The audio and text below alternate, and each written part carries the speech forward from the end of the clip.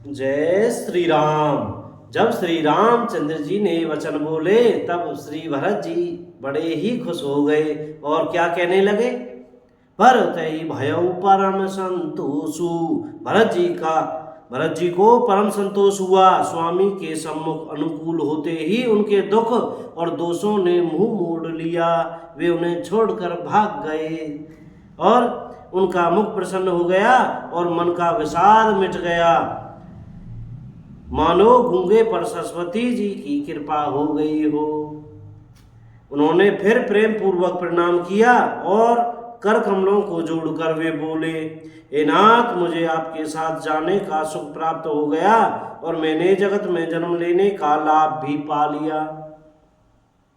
हे कृपालु, अब जैसी आज्ञा हो उसी को मैं सिर पर धरकर आदर पूर्वक करूं। परंतु देव, आप मुझे वे अवलंबन कोई सहारा दें जिसकी सेवा कर मैं अवधि का भार पा जाऊं, अवधि को बता दूं। हे देव स्वामी, आपके अभिषेक के लिए गुरुजी की आज्ञा पाकर मैं सब तीर्थों का जल लेता आया हूं। उसके लिए क्या आज्ञा होती है। मेरे मन में एक और बड़ा मनोरथ है जो भय और संकोच के कारण कहा नहीं जाता। श्री रामचंद्र जी ने कहा, हे भाई कहो। तब प्रभु की आज्ञा पाकर भरत जी स्नेहपूर्ण सुंदर वाणी बोले, आज्ञा हो तो चित्रकूट के पवित्र स्थान, तीर्थ, वन, पक्षी, पशु, तालाब, नदी, झरने और पर्वतों के समूह तथा विशेषकर प्रभु आपके चरण चिन्हों से अंकित भूमि को देखाऊं। श्री रघुनाथ जी बोले, अवश्य ही अत्रि ऋषि की आज्ञा को सिर पर धारण करो। उनसे पूछकर वे जैसा कहें वैसा करो और निर्भय होकर वन में विचरो। हे भाई, अत्रि मुनि के प्रसाद से वन मंगलों को देने वाला परम पवित्र और अत्यंत सुंदर है और ऋषियों के प्रमुख अत्रि जी जहाँ आज्ञा दें वही लाया हुआ तीर्थों का जल स्थापित कर देना। प्रभु के वचन सुनकर भरत जी ने सुख पाया और आनंदित होकर मुनि अत्रि जी के चरण कमलों में सिर नवाया। समस्त सुंदर मंगलों का मूल भरत जी और श्री रामचंद्र जी का संवाद सुनकर स्वार्थी देवता रघुकुल की सराहना करके कल्प वृक्ष के फूल बरसाने लगे। भरत जी धन्य है, स्वामी श्री राम जी की जय हो। ऐसा कहते हुए देवता बलपूर्वक अत्यधिक हर्षित होने लगे। भरत जी के वचन सुनकर मुनि वशिष्ठ जी, मिथिलापति जनक जी और सभा में सब किसी को बड़ा उत्साह आनंद हुआ।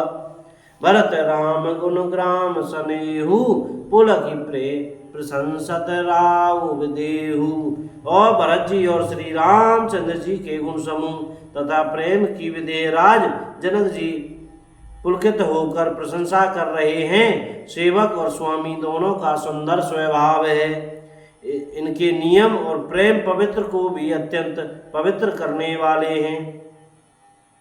मंत्री और सभासद सभी प्रेम मुग्ध होकर अपनी अपनी बुद्धि के अनुसार सराहना करने लगे।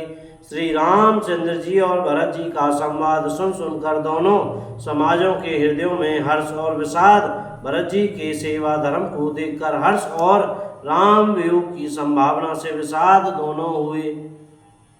श्री रामचंद्र जी की माता कौशल्या जी ने दुख और सुख को समान जानकर श्री राम जी के गुण कहकर दूसरी रानियों को धैर्य बंधाया। कोई श्री राम जी की बड़ाई बड़प्पन की चर्चा कर रहे हैं तो कोई भरत जी के अच्छेपन की सराहना करते हैं।